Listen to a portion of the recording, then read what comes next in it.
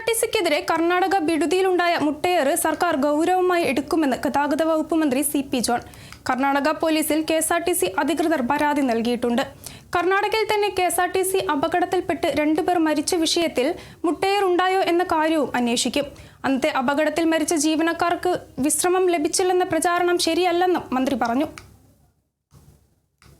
KSRTC എന്ന corporation ഔദ്യോഗികമായി പരാതി കൊടുത്തോടെ അപ്പോൾ അതിനി അതിൻ്റെ FIR-ലെടുത്ത് എൻക്വയറിയൊക്കെ പോലീസല്ലേ ചെയ്യും. നമ്മുടെ ഓഫീസർമാരവിടെ സംഭവ സ്ഥലം സന്ദർശിച്ചിട്ടുണ്ട്.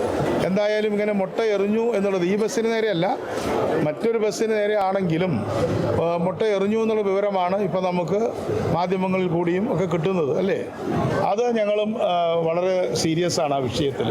അപ്പം അതുകൊണ്ട് നമ്മളിപ്പോൾ FIR ഇട്ട് അതിനെക്കുറിച്ചുള്ള ചർച്ചകൾ നടത്തും.